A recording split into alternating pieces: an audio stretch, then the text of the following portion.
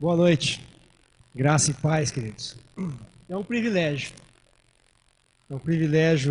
grande e uma responsabilidade maior ainda estar com vocês. Essa noite, a minha proposta é uma reflexão de final de ano mesmo, já aproveitando que nós temos essa mania, né? Nós, seres humanos, nós brasileiros, não sei exatamente, de fazermos planos para o próximo ano, muitas vezes pensando em como foi esse. Um dos grandes planos de todo mundo é começar a academia em janeiro, né? Não é o meu, posso te garantir. Como disse Levi, nós temos uma amizade já de algum tempo. Estou hoje com o Ministério Ágape, caminhando junto com esse pessoal que nós também nos conhecemos. Antes caminhava com uma igreja que eu dirigia e nós juntamos lá e acabou se tornando uma só família. Abre comigo sua Bíblia, Mateus capítulo 6.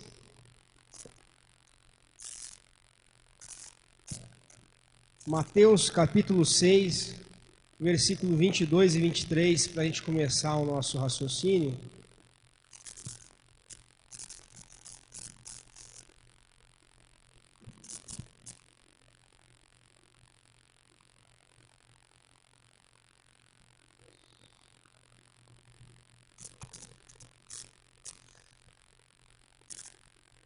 A letra desse último hino, eu não conhecia, ela é muito bacana, né? Não sou mais escravo do medo, sou filho de Deus. Devemos declarar isso todos os dias. Capítulo 6 de Mateus, versículo 22 e 23, a minha versão diz assim: são os olhos a lâmpada do corpo. Se os teus olhos forem bons, todo o seu corpo será luminoso.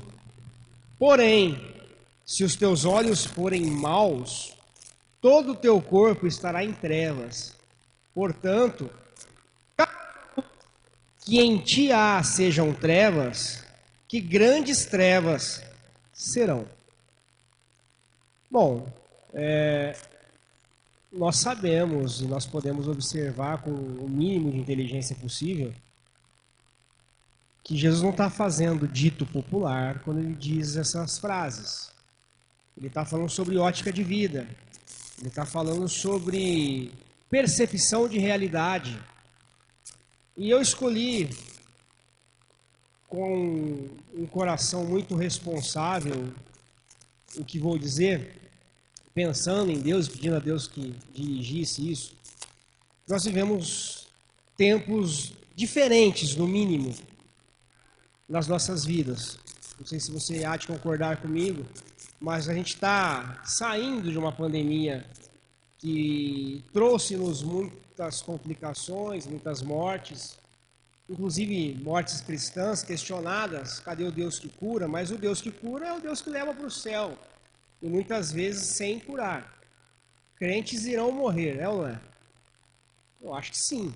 Crentes morrem de câncer, crentes têm depressão, crentes morrem de acidente, crentes têm problema de família, crentes vão ter problema de desemprego, crentes vão ter problema. Inclusive alguns que nós não gostamos de citar, né? Problemas com sexualidade, problemas com sexo fora do casamento, problemas com tendências suicidas. São assuntos que são geralmente escondidos ou pouco ditos em nossas vidas, em nossas casas às vezes. Mas qual é a nossa percepção de realidade? Qual é a percepção de vida que eu tenho sobre tudo isso? Porque quando eu olho para o Sermão do Monte, poderia ficar aqui horas falando de Martin Lloyd Jones e os seus estudos sobre o Sermão do Monte. Poderia. São riquíssimos? São. Essa semana eu vim resgatando alguns assuntos em minha vida. E um dos vídeos que eu assisti foi de David Wilkerson. Se você nunca assistiu, assista. Se você já assistiu, assista de novo. Um chamado para a angústia. Eu não sei quanto tempo faz que ele pregou aquele sermão. Mais de 10 anos deve fazer, creio eu. mas ele é extremamente atual em tudo que ele fala. Talvez para alguns de nós um pouco fundamentalista, mas aí é a opinião particular e você analise como achar melhor. Mas ele traz algumas coisas muito interessantes. E uma delas ele nos convida a uma reflexão interior e pessoal de como que tem sido a nossa vida de oração. O quanto temos chorado e clamado aos pés de Cristo. Ou se nós temos sentado confortavelmente em nossos sofás e assistido os programas que assim melhor nos massagiam o ego. É um chamado interessante, é uma convocação interessante. E nesse contexto de Jesus dizendo, olha, se os teus olhos forem bons, você terá luz. Se os seus olhos não forem bons, a luz que há em ti serão trevas. Deixa eu te fazer uma pergunta. Quantas pessoas você tem para perdoar na sua vida? Não precisa responder nem levantar a mão, não. Mas você deve saber. De 0 em diante, a resposta é sua. Quanto tempo você vai esperar para ir atrás dessa reconciliação de perdão? Uma vez, pastoreando, chegou uma pessoa em mim e disse assim, pastor, mas aconteceu assim, assim, assim, a culpa era toda da outra pessoa. E geralmente, quando você escuta um lado só da história, geralmente a culpa é do outro. Mas a pessoa fez isso, a pessoa falou aquilo, e vai. E eu ouvindo aquilo.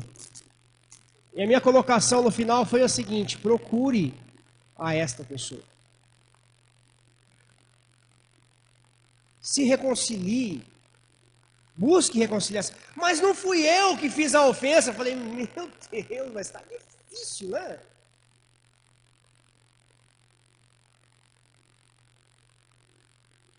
Se você quer reconciliação e você ainda quer que a pessoa te procure pela reconciliação.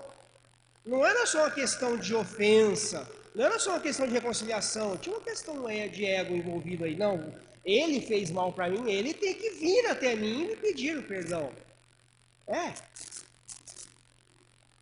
É mesmo? É assim que funciona? Realmente? É essa a minha ótica de vida? Como têm sido os meus olhos quando eu olho assim? Quantas pessoas você tem para se reconciliar? Vamos aproveitar que é Natal, né? Espírito natalino, como se diz. Com você mesmo, às vezes precisa de uma reconciliação, é ou não é? Quantos de nós muitas vezes não anda insatisfeito consigo próprio?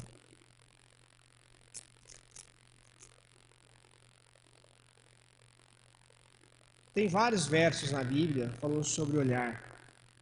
Por exemplo, em Mateus capítulo 20, versículo 15, naquela parábola que Jesus conta que saiu um dono de terras e convidou tantos trabalhadores para ir trabalhar, e depois de tantas horas convidou mais tanta gente, depois de tantas horas, na última hora convidou mais tantas pessoas. E na hora de pagar, pagou todo mundo igual. E quando os primeiros trabalhadores que trabalharam mais horas receberam igual aos que trabalharam poucas horas, eles questionaram. Qual foi a resposta na parábola? Jesus diz o seguinte, que ele respondeu assim, os teus olhos são maus porque eu sou bom? Em grego é oftalmos ali. A tradução correta é seus olhos são maus porque eu sou bom. Essa é a pergunta do dono da vinha. Ele não está falando simplesmente de um olhar, do olho que tem mais de 10 mil cores, que pode, com capacidade para enxergar mais de 10 mil cores. Ele não está falando do olho que enxerga azul ou branco, verde ou amarelo. Ele está falando de ótica, falando de percepção. Ele está falando de entendimento, discernimento, de vida. A minha vida com Deus, a minha vida em família, a minha vida em comunidade cristã, a minha vida dessas portas para fora, ela passa por aquilo que eu discerno. como eu entendo as coisas em meu redor, como eu vivo a minha vida. A gente tem vivido tempos também difíceis dentro do movimento evangélico brasileiro, é ou não é? Por exemplo, não vou falar de política, pode ficar tranquilo. Apesar de acreditar, sim, que nós devemos nos posicionar sobre isso e ter posições e convicções firmes, sejam elas quais forem. Porque ficar em cima do muro já é uma desgraça total, seja para quem for e para que assunto for. Mas nós vivemos tempos difíceis na escolha de governantes. Foi ou não foi? Ainda estamos vivendo aí clima de tensão, com tantas fake news, né? A gente já não sabe mais o que é certo, o que é errado, o que é verdade, o que não é. Mas, pelo amor de Deus, quem governa a nossa vida não é o governante que foi eleito, por favor. Ah, vai virar Venezuela, não sei. Mas ainda que vire, existe um Deus no céu. E que Ele tem poder para me tirar ou para me colocar numa situação dessa. Não tem como eu fugir dela. Para mim, não precisa concordar comigo. Vou dar a bucha para os pastores depois arrumar.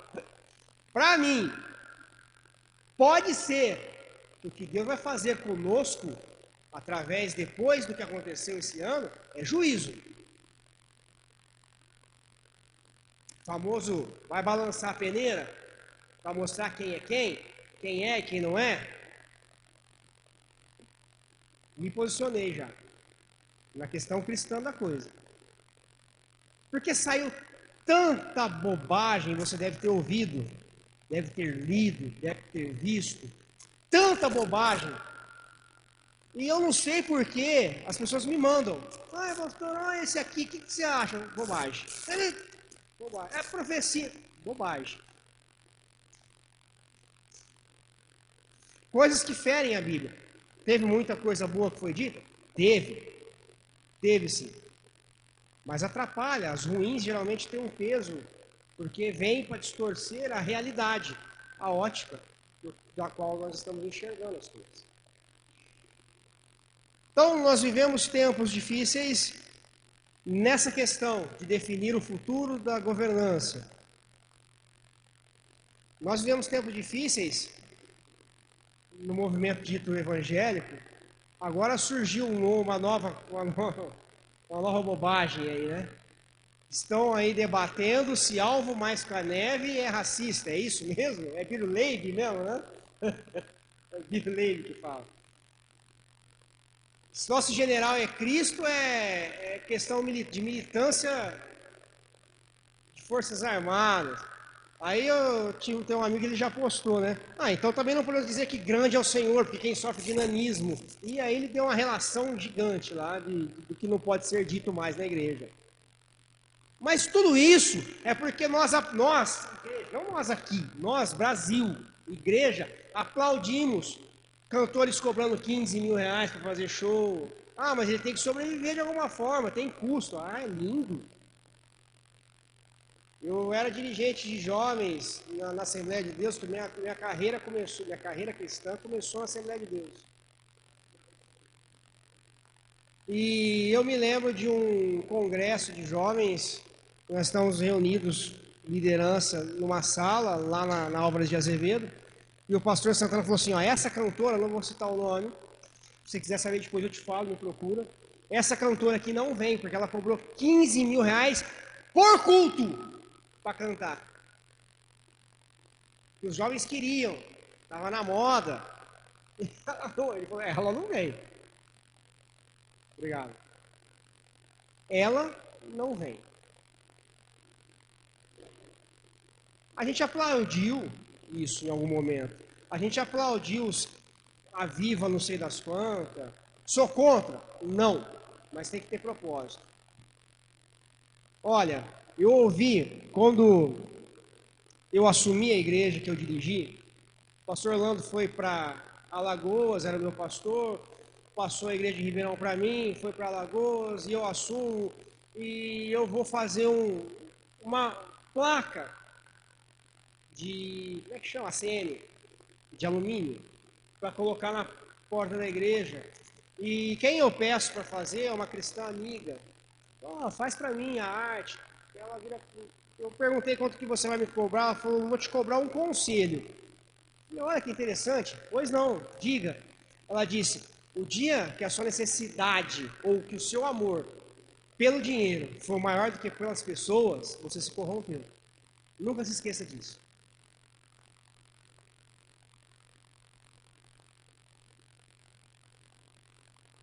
E eu nunca me esqueci mesmo.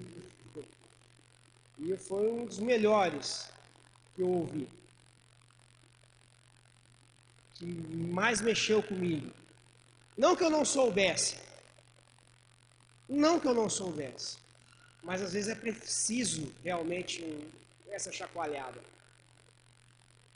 Eu vejo a igreja brasileira falando de movimentos. Agora, deixa eu te fazer uma pergunta reflexiva.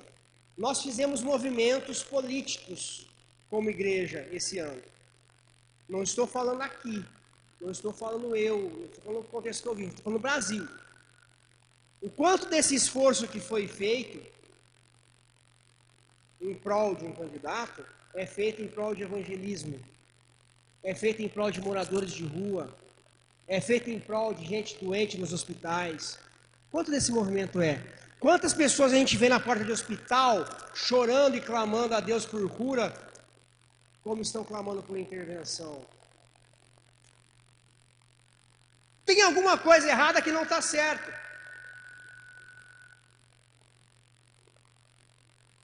Tem alguma coisa errada que não está certo. E a frase engraçadinha é para isso mesmo, é para chamar a atenção.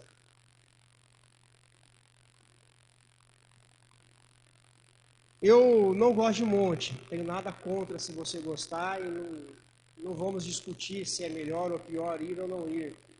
Tenho experiências horríveis com gente em monte. Mas tudo isso faz parte de cartilhas que foram sendo criadas na igreja. Na igreja nacional. Nós sabemos métodos que são ainda difundidos hoje em dia, que até crescem em igreja. Mas não sei se é interessante realmente. E a minha vida? Como é que fica nisso tudo? Quando eu digo minha para você pensar na sua. Como é que fica nisso tudo?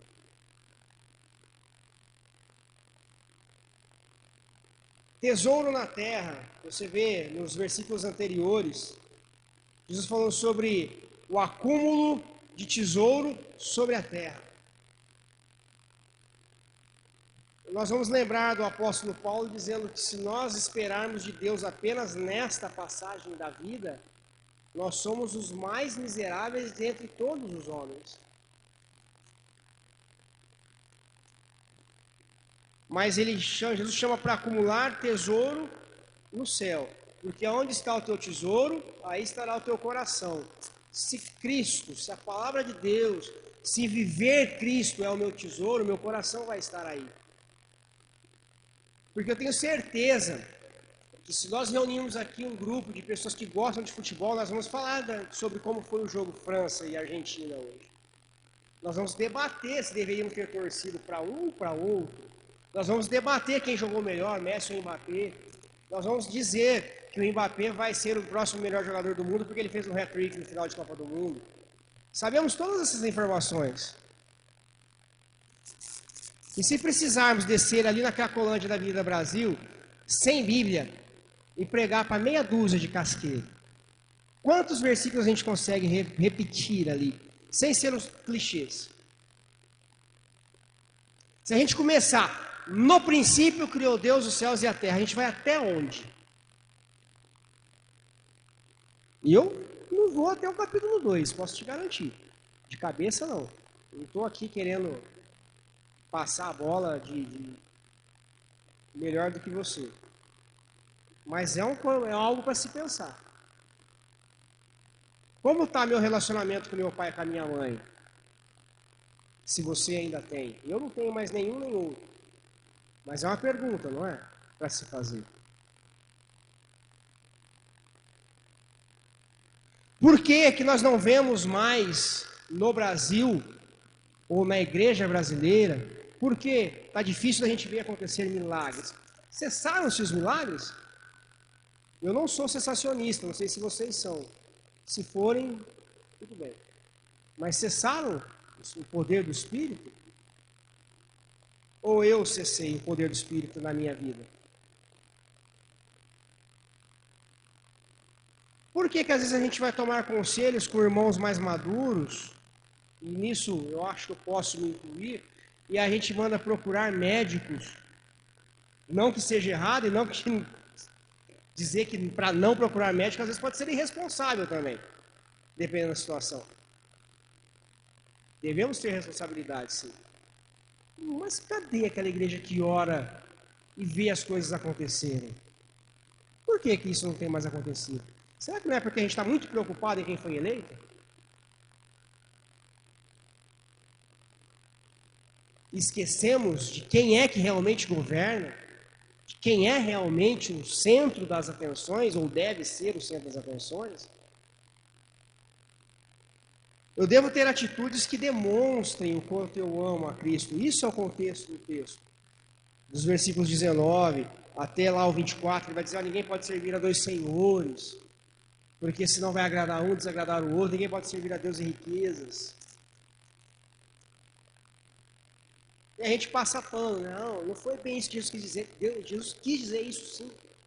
Não dá para servir a dois propósitos de poder que vão se confrontarem dentro de mim. Ou é um, ou é outro. Porque se há de convir comigo que o dinheiro nos traz poder. Traz. A riqueza. Riqueza. Onde riqueza? Riqueza. E o foco nisso tira tempo. Quantos pais trabalham e trocam a presença por presente com os filhos? Quantos? Eu fiz o caminho inverso e posso falar disso com orgulho, apesar de ter quebrado a cara com isso. Eu saí de emprego que eu ganhava muito bem para ter mais tempo dentro de casa com os meus filhos e ver meus filhos crescerem. Tá aí o meu segundo mais velho, 9 anos, o Yuri está comigo hoje. Vai comigo para onde eu vou.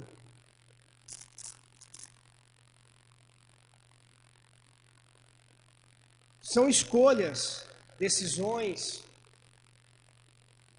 Depressão está em alta, não está? Tá. Principalmente pós-Covid.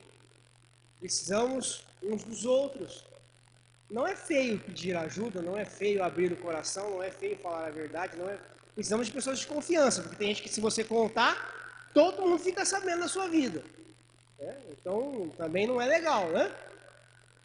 Saber para quem a gente fala, às vezes é difícil, mas precisamos de pessoas que nos falam. E não somente do remedinho. Não é possível que só o remédio resolva. Não é possível, eu não consigo acreditar nisso. Não consigo.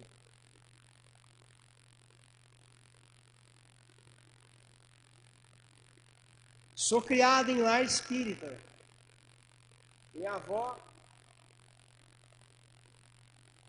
era bem envolvida nesse assunto. Meu avô, que foi figura de pai, porque meu pai morreu ia fazer 2 anos, de uma hora para outra, entrou na tal da pinga, e dali foi ladeira abaixo. Nós tínhamos uma vida confortável para a época, década de 80, quem tinha carro, televisão a cor, telefone, você sabe que não era para qualquer um. Terminamos a década de 80, entramos em 90 sem nada disso. Quase sem casa. Você vê o nível que foi, assim, em 5 anos, um afundamento da situação. Era para eu ser cheio de perturbações, é que Deus realmente teve graça mesmo. Teve muita graça. Eu sou um milagre, desde o nascimento. Mas quero ver milagres ainda. Quero continuar vendo milagres acontecendo na minha caminhada. Conversões verdadeiras são milagres, transformações de vida verdadeiras são milagres, reconciliações familiares, restaurações familiares são realmente milagres. Uma vez um pastor que trabalhava comigo me encostou e falou: olha, acontece assim, assim, assim, estão falando que o irmão chega em casa e se tranca no quarto e a mulher está reclamando. Eu falei: gente, precisa ver também o nível de mulher, né? Está reclamando para os outros do marido. É um negócio difícil de saber o que está acontecendo realmente. Tem que conversar com os dois. Tem que conversar com os dois. Porque o cara tá se trancando no quarto, não quer nem conversar com a mulher, então tem alguma coisa estranha nisso daí. Como diria o Cláudio Duarte, tem uma turma difícil. Não gosto dele não, tá? Fique bem claro. Algumas coisas que ele fala são proveitosas, só. Cadê os milagres? Cadê o Deus que opera esses milagres? O que está acontecendo? Diz que alguns caçadores foram para uma floresta, montaram sua barraca e saíram para caçar. No início eles deixaram uma panela de barro muito grande com uma sopa fervendo numa fogueira. E a sopa começou a exalar cheiro, um cheiro muito bom. E isso trouxe a atenção de um urso. E esse urso, entrando no acampamento, viu aquela panela, viu que o cheiro vinha dali, resolveu experimentar, gostou, abraçou esse caldeirão. Só que ele abraçou um caldeirão de barro muito, muito quente. Ele abraçou o caldeirão de barro e isso doeu. Então ele começou a urrar, mas ele não soltava o caldeirão. Com uma pata ele soltava, com a outra ele batia, ele rugia, ele rosnava. Ele não queria soltar a sopa, porque era muito prazeroso a ele, aquele paladar. Final das contas, na hora que os caçadores voltaram, eles encontraram um urso morto com a panela agarrada. Tem coisas que se a gente não soltar vai matar a gente. Qual é a sua panela de barro? Se não soltar, vai dar problema. Tem muito prazer de curto prazo que nos leva à armadilha de grande duração. Muita. Tudo, na maioria das vezes, não é uma regra sem exceção, mas na maioria das vezes, tudo que causa prazer imediato vai causar tristeza por mais tempo. E tudo que às vezes causa tristeza por um tempo, para sair, vai causar prazer a longo prazo.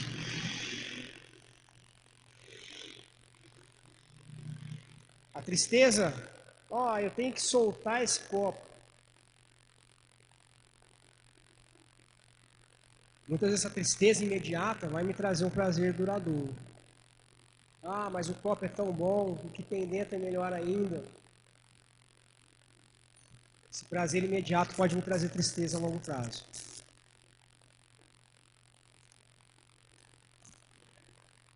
Se eu segurar esse copo aqui agora, quanto que ele pesa? Acho que nem 100 gramas. Mas se eu ficar nessa posição por meia hora, se eu ficar nessa posição por 1 hora, 1 hora e meia, 2, vai chegar uma hora que o braço nem vai mexer mais.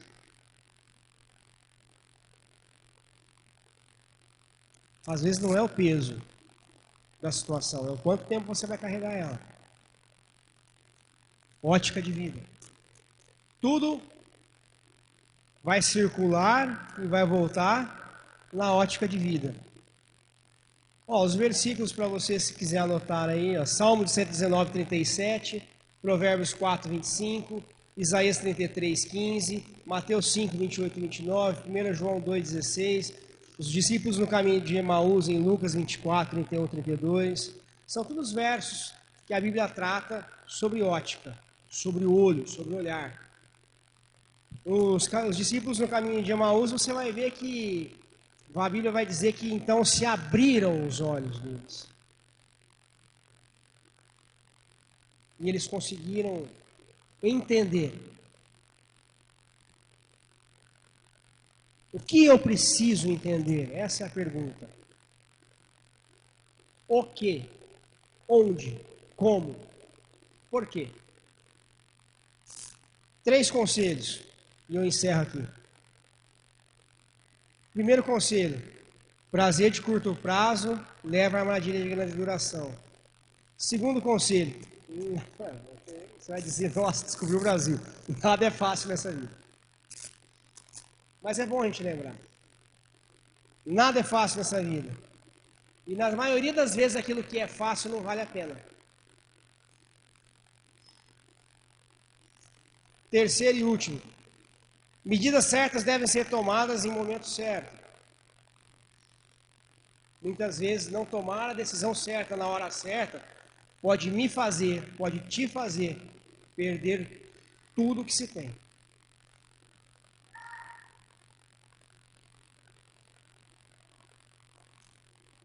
É mais ou menos por aí. Nosso posicionamento vai causar muita diferença nas nossas decisões. A forma com que eu encaro o que está acontecendo comigo vai fazer muita diferença. Por que os consultórios de psicólogos estão tão cheios ultimamente? De gente que precisa de conselhos, de orientação, de ajuda para ressignificar a vida. Não seria o papel da igreja?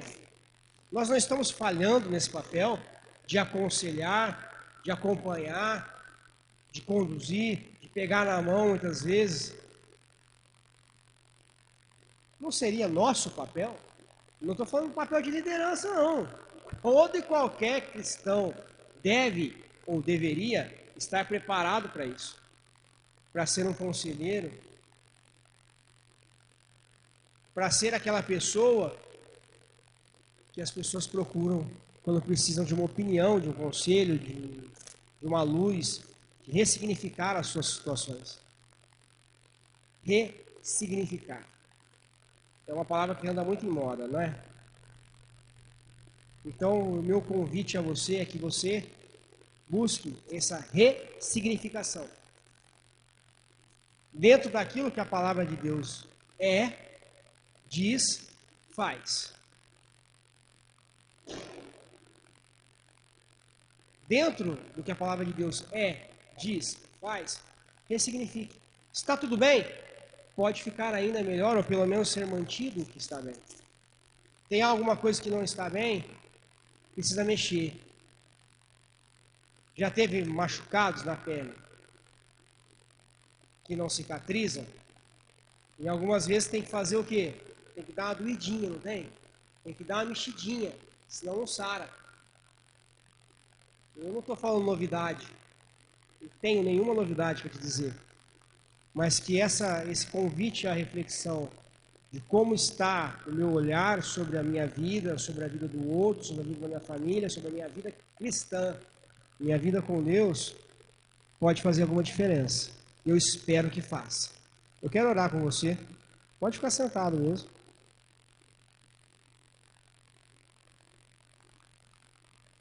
Senhor Deus, nós somos tua igreja. Nós somos teus filhos. Nós te conhecemos e conhecemos a tua palavra e assim desejamos prosseguir em conhecer-te mais, em relacionar ainda mais profundamente contigo, em te servir e servir ao próximo para te servir. E entender que o teu chamado é ao servir, que é ao estar disposto e disponível. Nos conduz ao perdão, à reconciliação, nos conduz a uma vida cristã plena, através da tua palavra, através do teu espírito, através da tua presença, mas principalmente através de atitudes que devemos ter. E que se estivermos tendo, que o Senhor nos conserve tendo, mas que se não estivermos tendo, que o Senhor nos desperta e abra os nossos olhos para que possamos ver, entender, compreender, praticar aquilo que é a tua orientação, a tua palavra, o teu ensino, a tua vontade. Oro assim, no nome de Jesus. Amém.